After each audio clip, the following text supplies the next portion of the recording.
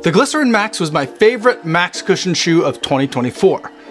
But sometimes the shoes that I love tend not to be the most durable. So now that I've logged 100 total miles in the Glycerin Max, let's see if this unique shoe from Brooks can buck that trend.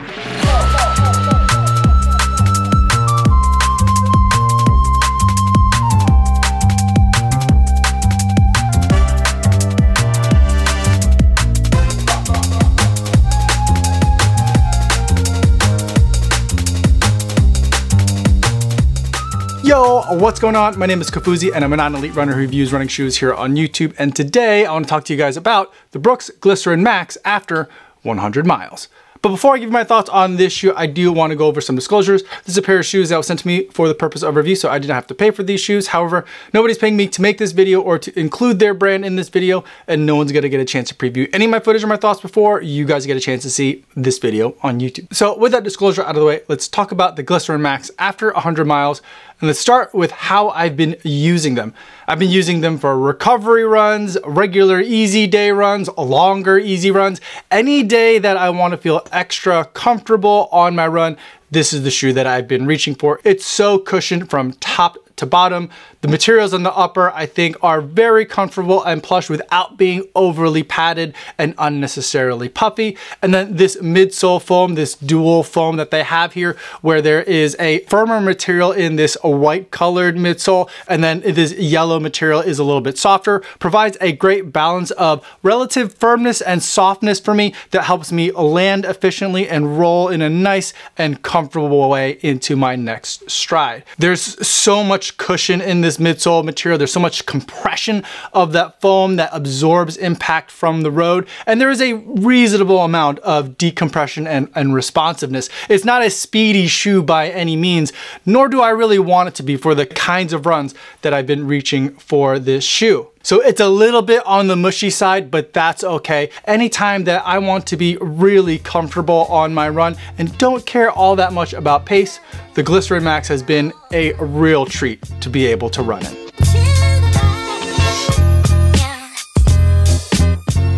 So now that I've talked about how I've been using the shoe, let's talk about how it's been holding up after the miles. And let's answer that question. Can a shoe that I absolutely love be a durable shoe? And the answer to that is a resounding yes. The durability on this shoe is amazing. It is perhaps one of the more durable shoes that I've come across in a very long time.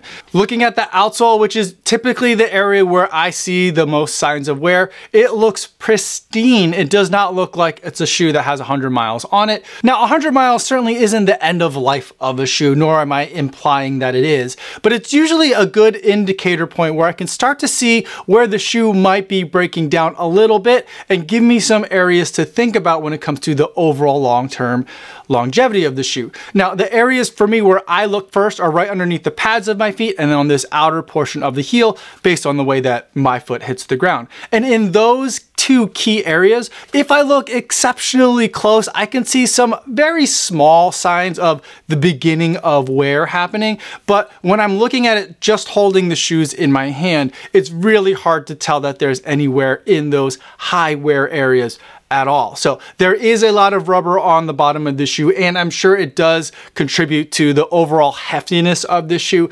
But given that this shoe is not intended to be a speedy shoe, but it's intended to be a shoe that you could take for easy runs and longer time on feet kind of runs, the fact that they built in a lot of durability into this is really quite amazing. And I'm seeing the same thing when it comes to the midsole foam itself. It doesn't seem like there's a lot of visual signs of wear, and these types of foams tend not to do a ton of creasing like a PIBA based foam might. And also when it comes to how it actually feels underfoot, it feels like a very fresh shoe. It doesn't feel like a 100-mile shoe at all. And that's consistent with what I would expect given the types of materials they used in this supercritical midsole foam. These types of foam tend to have a really high amount of durability, and they stay consistent not only within a single run, there's no fade of the material, but also in terms of the longevity of the run over time, it also maintains a high level of performance. And then as we look to the upper of the shoe, mine has a little bit of staining on it. It's an all-white shoe, it's going to get a little bit dirty.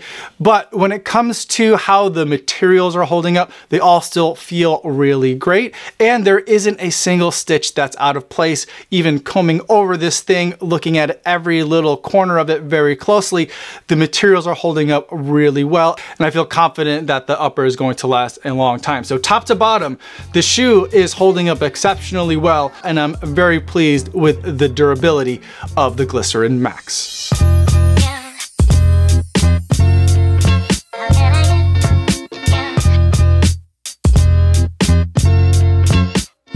Now, before we wrap up this video, let's take a moment to zoom out and see where the Glycerin Max fits within the broader Brooks lineup.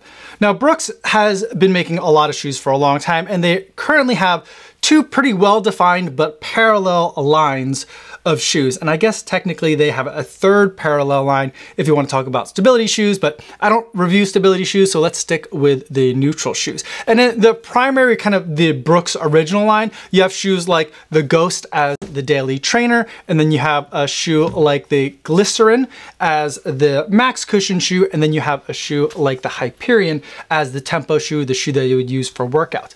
But there is a completely separate set of shoes that lines up exactly with these existing Brooks shoes, but they're intended to approach a different kind of runner. So for the person who maybe tried the Ghost but thought maybe it wasn't the right drop for them, or maybe the not right amount of firmness or softness for them, instead of the Ghost, Brooks now offers the Ghost Max, which is an alternative to that shoe, different drop, different kind of foam, different kind of experience, but the same type of shoe. These are the daily trainers. They sit in the middle of your running shoe rotation, and they're the shoe that you're going to be using the most. And then from the tempo shoe perspective, instead of the Hyperion, there's the Hyperion Max. It's a lot like the Hyperion, but taller, a lot more stack height, a little bit different in terms of the densities of the foam in there, but the purpose of the shoe is the same. It's the shoe that you use for workouts, but maybe not for your racing. And then for your max cushion purposes, that's where the Glycerin Max fits in. It sits across from the Glycerin shoe and serves the same purpose as the max cushion shoe, but it does it in a very different way. The way that these two shoes approach softness, the way that these two shoes approach comfort are very different. They're both trying to be comfortable. They're both trying to be max cushion shoes, but they're doing it in a different way. And so if you've tried these older Brooks, and I don't mean, let's say legacy Brooks shoes, and they just haven't worked for you, then I feel like the Max shoes are the ones that are really going to work for you. And these are the ones that I tend to prefer. So let's put these on the floor for a minute here. And so while we've got these shoes lined up, we've got the max cushion shoe of the Glycerin Max, the daily trainer of the Ghost Max, and the tempo shoe of the Hyperion Max. Then the race shoe that I think comes in is the Hyperion Elite PB. This is a updated version, or a 4.5 version, so to speak, of their racing shoe, and they've switched out the foam. The geometry is slightly different, but that just might have to do more with the foam rather than an intentional difference.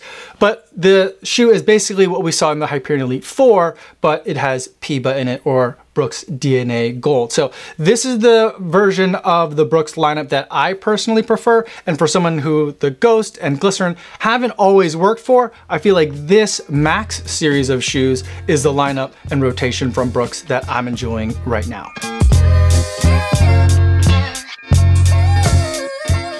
Now, let's wrap up the video by going over the buying guide, and we'll also discuss some alternatives.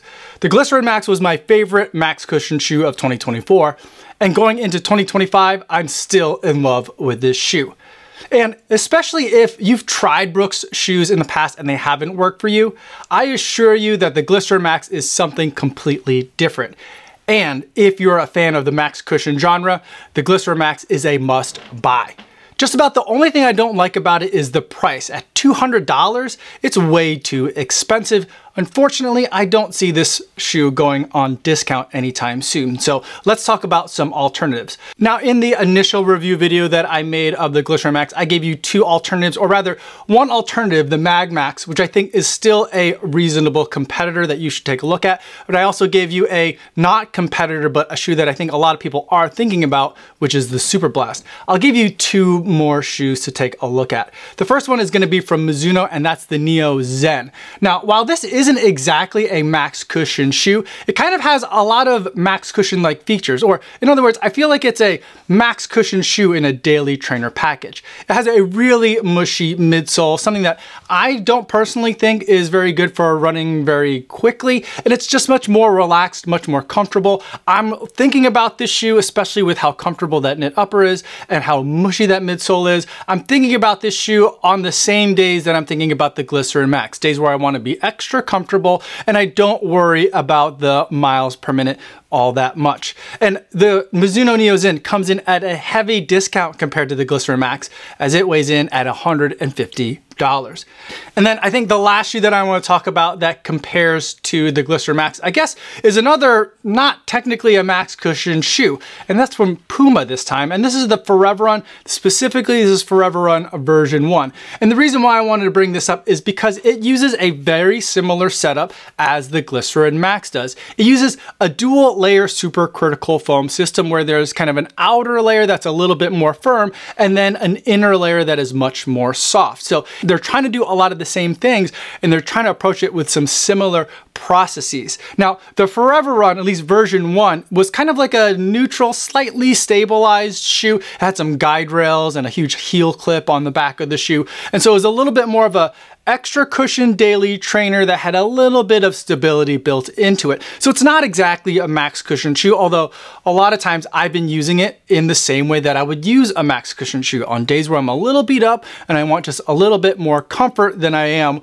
worried about the pace. And so I feel like in that sense, these shoes in their use case line up pretty well. Now, of course, the Glycerin Max is much more of everything. It's much bigger, it's much more cushioned, it's a lot more comfy, but it does have that $200 price tag, and the Forever Run is a lot cheaper, also coming in at $150. Now, hopefully we'll be able to start seeing this go on sale because of the fact that the Forever Run 2 is either out in some regions or it's just completely been released at this point. And so if there's extra inventory, you should expect a discount on the Forever Run. I think that's an easy pickup.